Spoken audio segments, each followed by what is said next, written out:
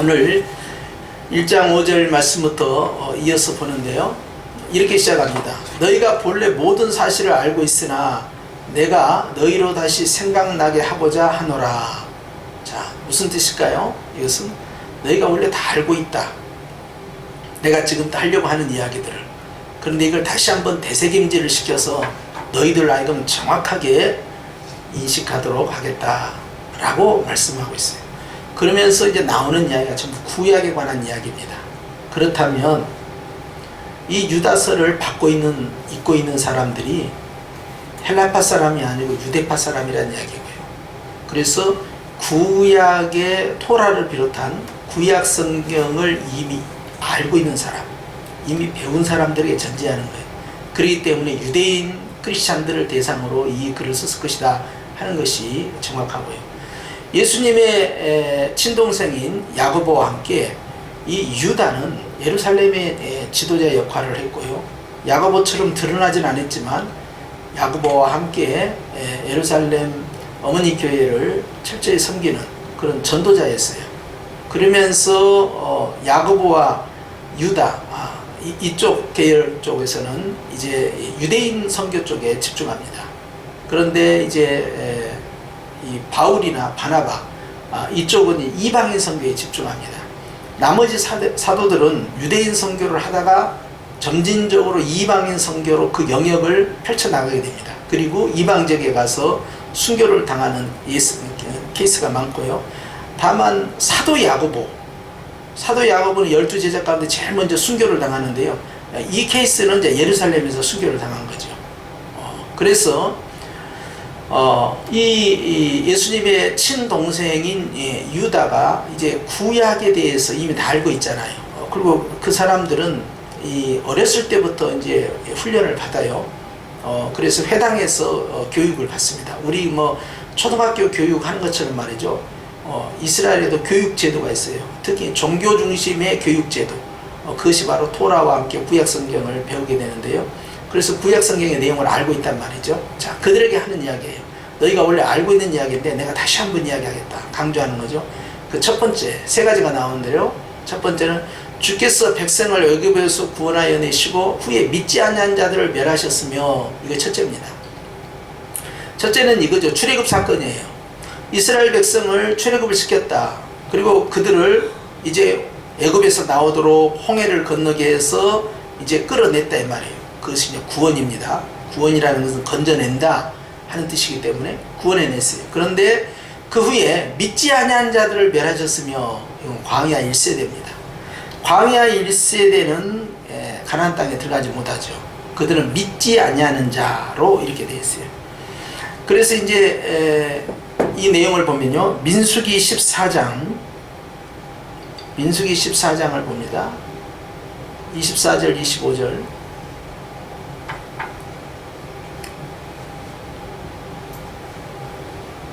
시작. 그러나 내 종 갈렙은 그 마음이 그들과 달라서 나를 온전히 따랐은즉 그가 갔던 땅으로 내가 그를 인도하여 드리리니 그의 자손이 그 땅을 차지하리라. 계속 아말렉인과 가나안인이 골짜기에 거주하나니 너희는 내일 돌이키어 홍해길을 따라 광야로 들어갈지니라.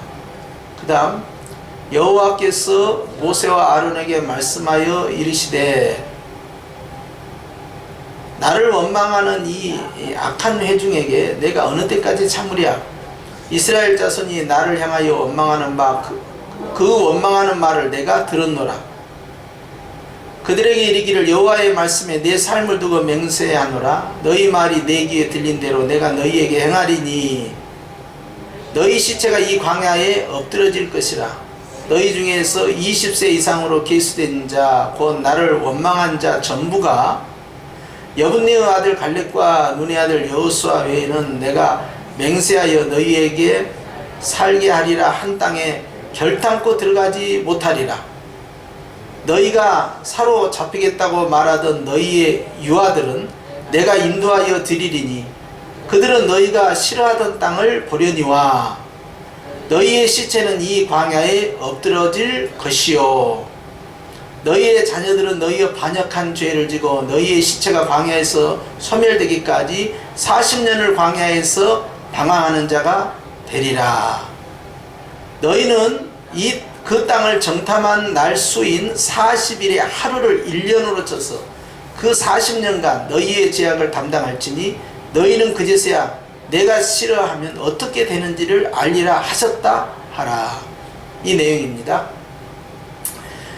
35절도 나왔네요. 나 여호와가 말하였거니와 모여 나를 거역하는 이 악한 온 회중에게 내가 반드시 이같이 행하리니 그들이 이 광야에서 소멸되어 거기서 죽으리라. 오케이, 여기까지 합시다. 자, 우리가 아는 대로 광야에서 반복적으로 이스라엘 백성들이 하나님을 배반을 했죠. 그래서 그때마다 주님께서 징계를 내리고 심판을 하시고 그런 일들이 계속 진행되다가 결정적으로 정탐꾼 사건을 통해서 결국 20세 이상의 모든 성인들이 다 40년간 광야에서 살다가 광야에서 죽는 걸로 결정이 되는 겁니다. 그렇게 해서 오늘 유다서에 보면 그런 광야 1세대가 구원을 받았음에도 불구하고 가나안 땅에 들어가지 못하고 결국 광야에서 죽은 이유가 뭐냐 하는 거예요. 믿지 아니한 자들을 멸하셨다라고 함으로써 불순종에 대해서 말씀하고 있는 것입니다. 이걸 유다가 다시 한번 되새김질시킨 거예요. 불순종했다. 자, 결국 이 불순종은 모세에 대한 불순종이었고 하나님에 대한 불순종이었죠. 그리고 이것은 결국 이스라엘로 하여금 광야 1세대가 다 죽게 만드는 결정적 이유가 되는 거예요. 다음 6절로 들어갑니다. 두 번째입니다. 시작. 또 자기 지위를 지키지 아니하고 자기 처소를 떠난 천사들을 큰 날의 심판까지 영원한 결박으로 흑암에 가두셨으며 라고 했어요. 두 번째는요, 타락한 천사를 하나님께서 이미 영원한 결박으로 가두셨다, 이 말씀을 하고 있는데요. 이게 이제 베드로후서 2장 4절입니다. 베드로후서 2장 4절에 보면 시작. 하나님이 범죄한 천사들을 용서하지 아니하고 지옥에 던져 어두운 구덩이에 두어 심판 때까지 지키게 하셨으며. 내용이 같아요. 범죄한 천사를 주님께서 지옥에 던져 어두운 구덩이에 두었다. 그 다음 요한계시록 20장을 봅니다. 요한계시록 20장 1절에서 3절 말씀 보는데요. 시작. 또 내가 보매 천사가 무저갱의 열쇠와 큰 쇠사슬을 그의 손에 가지고 하늘로부터 내려와서 용을 잡으니 곧 옛뱀이요 마귀요 사단이라 잡아서 1000년 동안 결박하여 무저갱에 던져 넣어 잠그고 그 위에 임봉하여 1000년이 차도록 다시는 만국을 미혹하지 못하게 하였는데 그 후에는 반드시 잠깐 노일이라. 10절로 갑니다. 시작. 또 그들을 미혹하는 마귀가 불과 유황못에 던져지니 거기는 그 짐승과 거짓 선자도 있어 세세토록 밤낮 괴로움을 받으리라로 돼 있죠. 다시 이제 유다서로 가면요, 유다서에 나와 있는 이 말씀은요, 6절에 있는 것은 이 베드로서 2장에 나와 있는 내용과 이제 같다 이 말이에요. 2장 4절에 있는 것처럼. 그래서 처소를 지키지 아니하고, 유대인들은 이게 뭔 뜻인지 알아요. 유대인들이 가지고 있는 천사관, 그게 뭐가 있냐면, 우리는 이제 뭐 스락 있고 그룹 있고 막 이렇게 알고 있잖아요. 근데 유대인들도 이제 천사에 대해서 알고 있는데 천사들에게 레벨이 있다는 거예요. 그런데 천사들의 가장 윗 헤드 레벨이 천사장이다. 근데 천사장에는 7명의 천사장이 있다. 그 7명의 천사장 가운데에서 찬양을 담당하는 천사가 있었다. 그 천사의 이름은 루시퍼예요. 그래서 이제 이 천사가 이제 타락을 했다는 거예요. 교만해져 가지고 자기가 하나님처럼 그렇게 되고 싶은 마음으로 교만해져서 타락을 했다. 바로 이 타락한 천사, 그리고 이게 사단이고요, 이게 용이죠. 이 타락한 천사가 이제 자기를 따르는 무리들을 끌고 나왔다. 그들이 바로 이제 귀신이 된 거예요. 우리가 성경에서 말하는 귀신이 바로 그 귀신입니다. 우리 이제 한국에서는 죽은 영혼이 귀신이 된다고 생각하는데, 죽은 영혼은 결코 귀신이 될 수 없다는 거예요. 그렇게 흉내는 낼 수 있어요, 그 마귀가. 그러나 죽은 영혼은 귀신의 전설고향에 나오는 그 귀신과 성경에 말하는 귀신은 전혀 다르다는 거. 그래서 이제 자기 처소를 떠난 천사들을 그 날의 심판까지 영원한 결박으로 흑암에 가두셨으며, 이렇게 돼 있어요. 그러니까 주님은 완료형을 쓰고 있어요. 또 이제 베드로 후서 2장 4절에서도 주님은 완료형을 쓰고 있어요. 그렇기 때문에 이것은요, 우리가 생각하기에는 지금 사단 마귀가 완전히 결박을 당해서 마귀가 전혀 활동하지 않는 걸로 그렇게 오해할 수가 있는데, 이것은 그것이 아니고 이미 주님의 권세가, 이미 이 천사의 이 권세, 이 타락한 천사의 이 권세를 이미 제압을 했다. 어떻게 제압을 했느냐? 그것은 예수님의 십자가의 부활을 통해서 그렇게 한 겁니다. 십자가의 죽음과 부활이 이 일을 성취한 거예요. 그렇기 때문에 주님께서요, 이들은 이미 결박이 되었다는 거예요. 그리고 심지어는 이들을 결박을 해서 이 어두움에, 흑암에다 집어 넣으셨다, 이렇게까지 표현하고 계셔요. 그러니까 묶인 겁니다. 그래서 이제 우리가 보면 집에 가면 집 대문에요, 개조심 딱 써져 있습니다. 개조심 딱 써져 있는 집 가면요, 대개 주인이 개를 묶어 놓습니까? 풀어 놓습니까? 풀어 놓는다고요? 아이고, 큰일 날 소리. 개조심을 안 했으면 풀어 놓는데요, 그것은 이제 그 애완견이고요.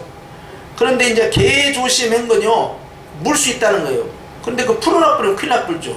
누구 손님이 올 줄 알고. 밤 손님만 온 게 아니라 낮 손님도 오는데, 그러니까 줄로 묶어놔요. 자, 사단은요, 이미 묶인 거예요. 지저댈 수는 있어요. 위협하는 듯 할 수는 있어요. 그러나 결정적으로 성도들을 물 수는 없어요. 그러니까 사도 요한이 말한 것처럼 이 악한 자가요, 성도들의 이 머리털도요, 이 손 하나 까딱 못한다, 이 말이에요. 그것이, 그래서 주님의 권세 아래 완전히 결박되어 있는 것이다. 그래서 주님께서요, 이제 때가 되면 영원한 심판을 하시게 되는데요, 오늘 유다가 그 이야기를 하는 거예요. 근데 이것이 이제 베드로후서에 나와 있는 내용과 같은 내용인데요, 그러면서 이 타락한 천사, 이것은 또 이사야서에도 나와 있어요. 북극지폐를 펴고 그 위에서 교만한 자, 자기가 높고자 하는 자, 이것을 유대인들은 알고 있어요. 이 타락한 이 천사에 대해서. 그런데 오늘 유다가 두 번째 예를 든 게 뭐냐? 바로 이 타락한 천사, 이 교만한 천사를 주님이 가두셨다, 그 예를 심판하셨다, 그 예를 들고 있다는 것입니다. 그럼 세 번째가 나옵니다. 이제 7절입니다. 시작. 소돔과 고모라와 그 이웃 도시들도 그들과 같은 행동으로 음란하며 다른 육체를 따라가다가 영원한 불의 형벌을 받음으로 거울이 되었느니라. 이것이 세 번째 예를 들고 있습니다. 소돔과 고모라죠. 소돔과 고모라와 관련돼서 그 이웃 도시들로 돼 있죠. 우리는 이제 소돔과 고모라 거기까지 알고 있는데요, 신명기 29장 23절에 보면요, 이렇게 되어 있어요. 신명기 29장 23절 시작. 그 온 땅이 유황이 되며 소금이 되며 또 불에 타서 심지도 못하며 결실함도 없으며 거기에는 아무 풀도 나지 아니함이 옛적에 여호와께서 진노와 격분으로 멸하신 소돔과 고모라와 아드마와 스보임의 무너짐과 같음을 보고 부를 것이며. 도시가 4개 나왔죠? 어디입니까? 소돔, 고모라, 아드마와 스보임이 등장합니다. 그러니까 원포인트 타격으로요, 소돔 하나만 딱 하늘에서 유황불이 내려오고 밑에서 불이 터지고 이런 상황이 아니고요, 그 소돔뿐만 아니라 소돔과 함께 그 음란죄, 어떤 음란죄였어요? 동성연애입니다. 그것이 베드로 후서에서도 강조하고 있고요, 그리고 로마서 1장에도 나와 있는 것, 사도 바울이 강조한 것이 바로 그거예요. 똑같아요. 이 음란죄는 그냥 음란죄가 아니고 이건 동성연애입니다. 자, 이것이 이 주변에 있는 도시들이 같이 여기 이 문화에 완전히 빠진 거예요. 그래서 소돔과 고모라, 그 다음에 아드마, 스보임, 이게 4개의 도시 이름이 등장하고 있는 거예요. 베드로후서 2장으로 갑니다. 베드로후서 2장 6절에서 이제 8절 말씀 보겠는데요.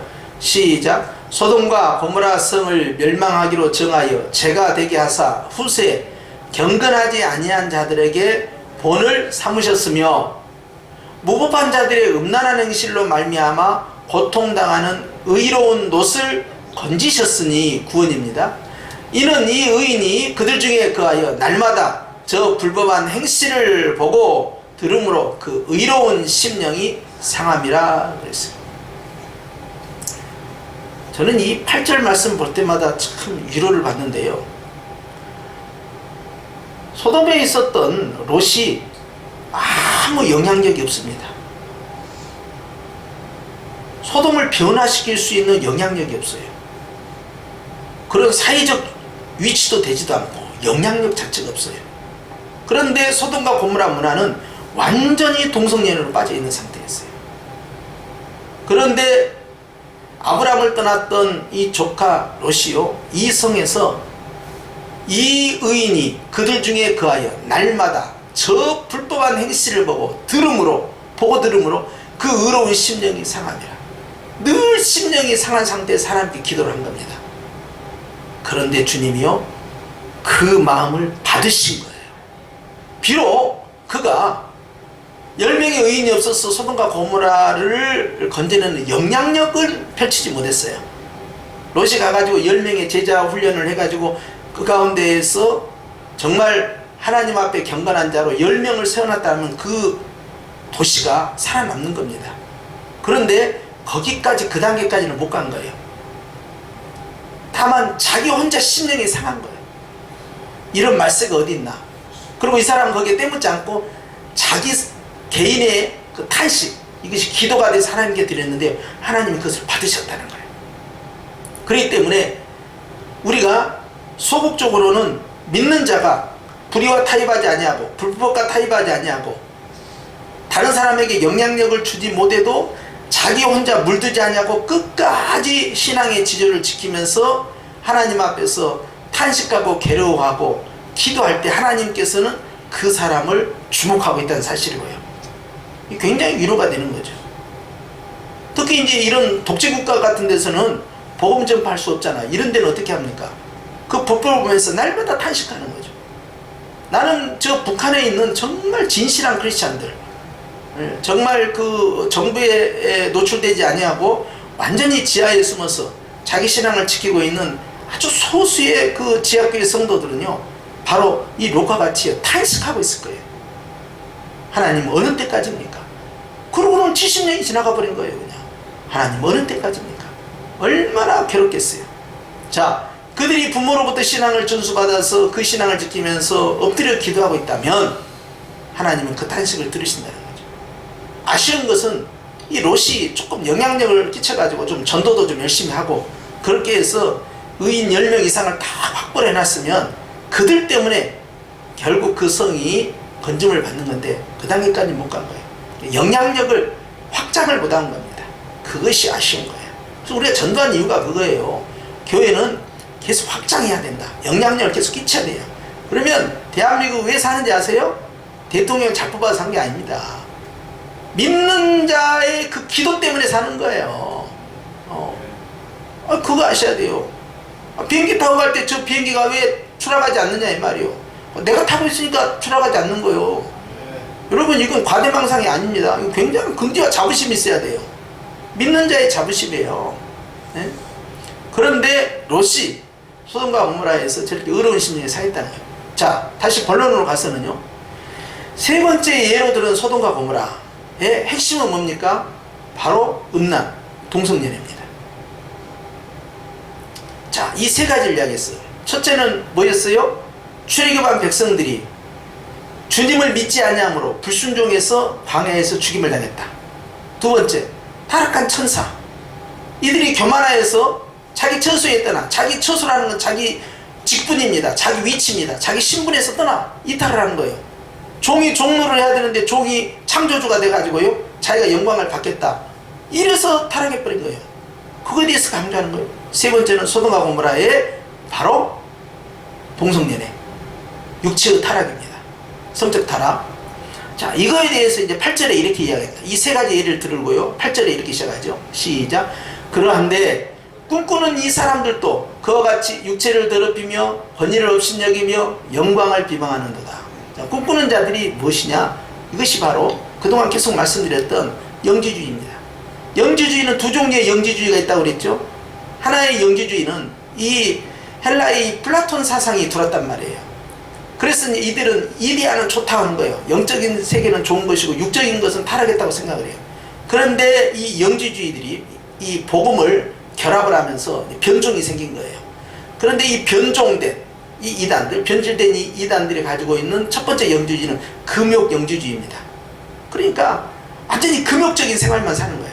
그런데 당시에 초대교회를 강타했던 그 이단은 금욕 영지주의보다는요, 이 오늘 말씀 나온 것처럼 방탕한 영지주의예요. 그러니까 육체는 더럽히지도 괜찮다, 영혼만 깨끗하면 된다, 그러니까 온갖 못된 짓을 괜찮다 하는 이 영지주의가 교회 안에 들어온 거예요. 그러니까 얼마나 좋아. 신앙생활하는 게 너무 좋은 거야. 아니, 지금도 사람들에게 예수님 믿으세요 그러면, 아니 나 술 담배 때문에 예수님 못 믿습니다, 이런 사람들이 의외로 있죠. 많습니다. 이게 예수님을 믿으면요, 자, 꼬박꼬박 주일날 와서 예배를 드려야, 시간을 드려야 됩니다. 또 절제된 삶을 살아야 돼요. 그리고 믿는 사람과 안 믿는 사람 간에 분명한 차별이 있잖아요. 구별된 삶이 있다 이 말이에요. 그러니까 자기가 그렇게 사는 것이 너무 힘이 든 거예요. 그렇죠? 그리고 또 헌금도 해야 돼요. 그러니까 물질에 대한 아까움이 있는 거야. 그래서 11조 같은 경우는 굉장히 두려워하는 거죠. 왜 이렇게 많이 헌금을 해야 되느냐, 이렇게 생각하는 거예요. 그런데 주님을 사랑하는 우리는 11조가 아깝다는 생각도 하지 않고, 어떻게 하면 11조를 더 늘릴까? 어떻게 하면 내가 더 드릴 수 있을까? 2조를 드릴까? 3조를 드릴까? 이런 궁리를 한다 이 말이에요. 그런데 안 믿는 사람들 그게 아깝다고 생각하는 거예요. 우리는 다 드려도 부족한데. 이게 완전히 다른 거죠. 우리가 가족들을 사랑하면 무엇이 아깝습니까? 똑같은 거죠. 사랑이 없는 거예요. 주님 사랑을 몰랐던 거죠. 근데 꿈꾸는 자들이 누구냐? 바로 그런 이단들을 의미합니다. 영주주의 이단들이고, 바로 이들이 바로 거짓 교사예요. 거짓 선지자. 바로 이들이 교회를 완전히 뒤집어 놓은 거예요. 그러니까 아니, 교회 다녀도 옛날처럼 할 거 다 한다니까 세상에. 야, 구원은 구원대로 받고 쾌락은 쾌락대로 드리고 얼마나 좋아.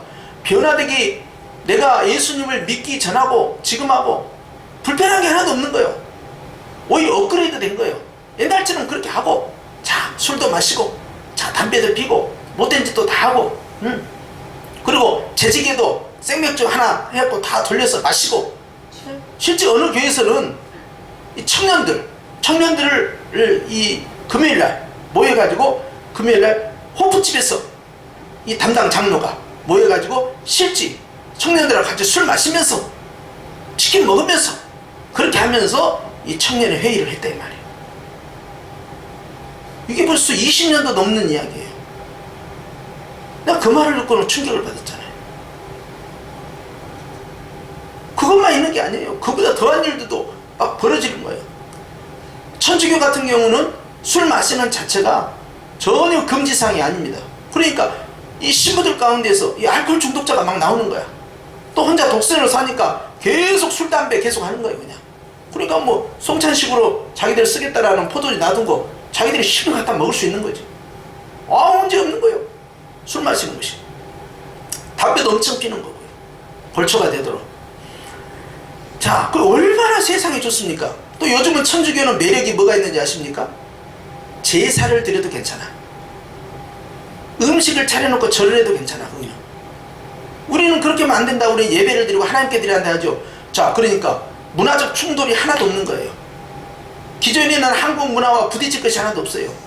사모제뿐만 아니라 사고제도 해주지. 뭐든 다 해줄 수가 있어요.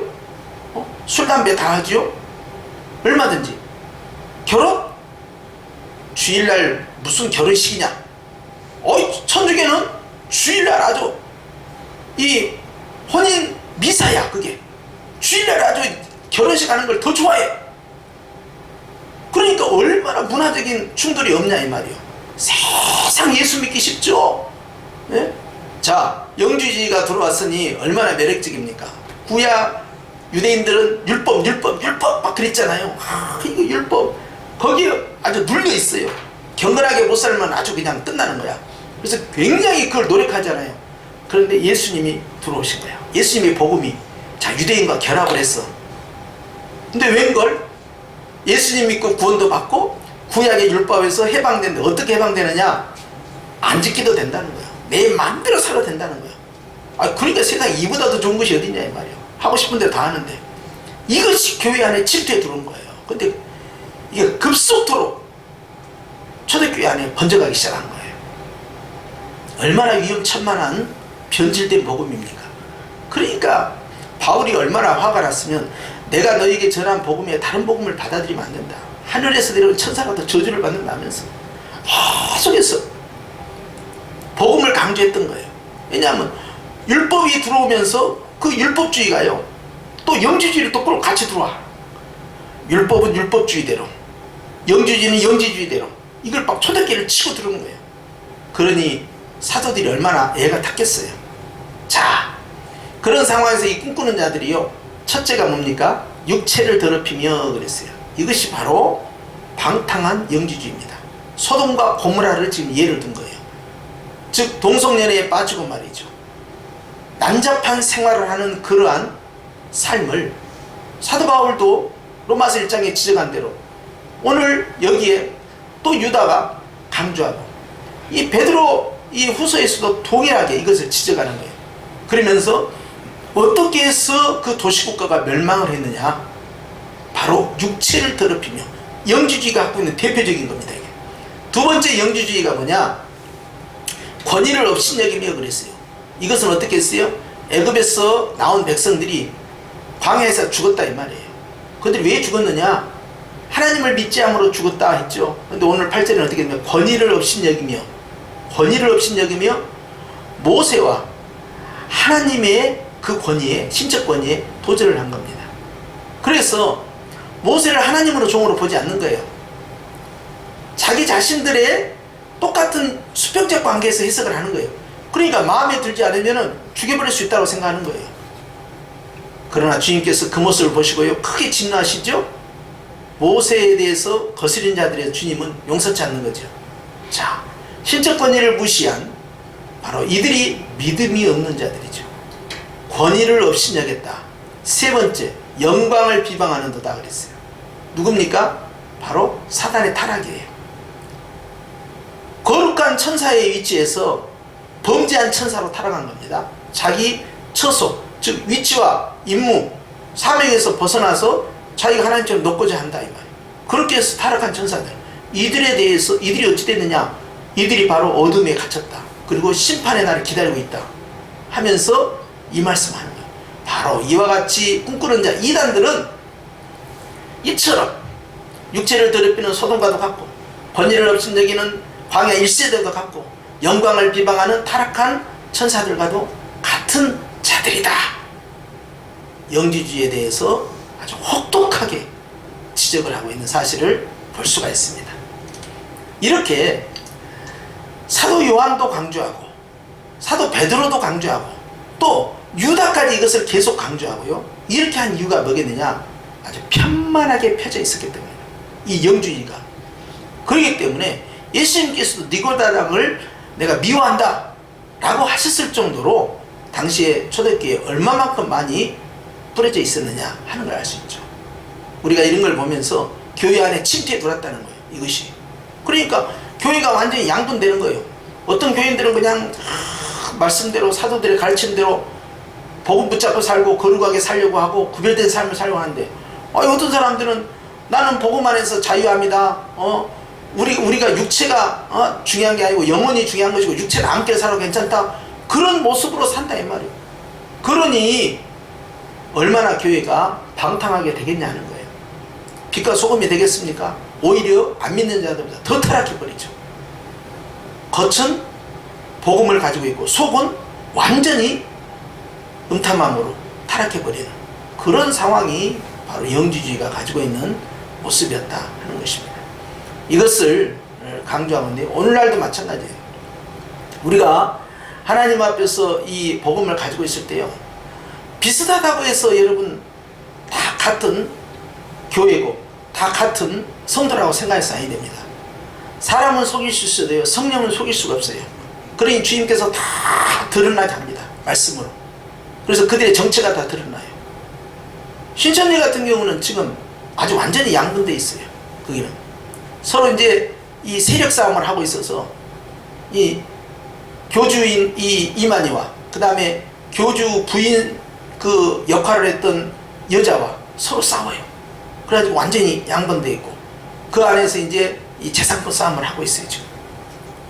그런데 감사하게도 믿는 사람뿐만 아니라 안 믿는 사람들조차도 신천지는 이단이다, 이 정도는 퍼져 있어요. 그것이 감사한 거예요. 그래서 이제 우리가 전에는 이 신천지를 만나기 전에는 너무 우리는 무방비 상태에 있다가 갑자기 퍽 터진 거예요. 바깥에서만 떠들어대는 뭐 여호와 증인들, 뭐 통일교, 우리는 바깥에만 그들이 존재한 줄 알았는데 이 신천지는 교회 안에 아주 집요하게 점저적으로 파고 들어가지고 교회를 완전히 자기들이 점령해버리는, 상상도 못할 그런 트로이 목마처럼 말이죠. 그렇게 교회가 아주 박살이 나버린 거죠. 그러니까 전국에 있는 교회들이 놀라지 않겠습니까? 이런 공격은 처음 받았다 이거지. 그래서 이제는 많이 정신무장들이 되고 또 말씀으로 무장이 되고, 그리고 이제 아주 단도리를 잘해서 이제 철저히 준비하고, 이게 지금 같은 경우 어느 교회를 가든 처음 가면은 옛날처럼 우리 뭐 10년 20년 전처럼 새가지고 환영하고 이제 그런 건 없어요. 계속 지켜보는 거죠. 누구세요? 누구 소개로 오셨어요? 어떻게 해서 오시게 됐어요? 계속 대화를 해보는 거예요. 대화를 해보고 용어를 써보고 사도신경도 시켜보고 이런 과정을 계속 가는 거예요.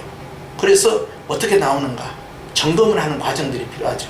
옛날처럼 무조건 왔다고 그냥 막 등록시키고 그런 건 없다 이 말이에요 지금. 그리고 여러분들이 실제 어느 다른 교회 나가가지고 새로 왔다고 한번 우연하게 명절이 돼가지고 어느 교회를 갔다고 합시다. 막 뭐 환영하고 그런 교회 거의 없어요. 왔냐고 이렇게만 쳐다보는 거예요. 그냥 다음에 또 오세요 그렇게 하고 가는 거지. 지금 그런 분위기입니다. 옛날과는 새가족 관계가 틀려졌다는 거죠. 왜? 신천지가 교회 문화를 바꿔놔버렸어요. 그만큼 조심스러워야 된다. 자, 오늘 말씀을 읽겠습니다. 꿈꾸는 자들이 있다. 지금도 꿈꾸는 이단들이 많아요. 헛된 꿈을 꾸고 있는 자들이에요. 이런 자들이 결국 경건을 파괴시키고 믿음을 파괴시키고 하나님의 영광을 가리는 자들입니다. 이것이 바로 심각한 문제죠. 그래서 동성연애 이거 큰일 날 문제. 이걸 인권 문제로 절대 봐서는 안 돼요. 동성연애 찬성한 사람들은 전부 인권으로만 접근합니다. 정부 여당도 이게 큰 문제야. 이렇게 하니까 심각해지는 거야. 그 다음에 권위를 없이 여긴다 그랬잖아요. 교회는 항상 질서예요. 신천지 들어오면 성도들 조작조작 해가지고 말씀 새롭게 배우자 해가지고 타켓을 누구에 가느냐, 목사님을 까기 시작하는 거예요. 목사님 뭐 설교가 어쩌다는 둥, 목사님 뭐 말투가 어쩌다는 둥, 목사님 뭐 이렇게 해서 시작해가지고 신천지들이 침투해 들어온 거예요. 이간질 시키는 거예요. 지금까지 했던 행태예요. 이게 영광을 비방한다, 거룩한 처소에서 거룩한 삶을 사는 게 아니라 구원받은 성도의 거룩한 삶보다는 아무렇게나 살아도 괜찮다. 그래서 완전히 지저분한 삶을 사는 거죠. 이것이 얼마나 두려운 일이냐 하는 거예요. 교회의 바로 타락. 이걸 이제 요한계시록에서는 음녀라 한다. 음녀교회라고 부릅니다. 이것이 바로 바벨론이에요. 멸망한 구약의 그 바벨론이 신약에 다시 등장합니다. 그래서 계시록 18장에 등장하는 이 큰 음녀, 이것은 바로 큰 성 바벨론이다.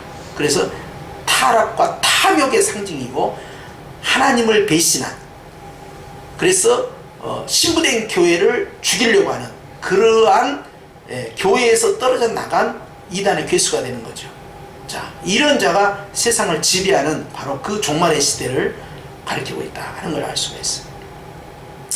오늘 여기까지 말씀 배우고요. 이번 한 주간에도 주 안에서 승리하시길 주님은 축원합니다. 기도하시겠습니다.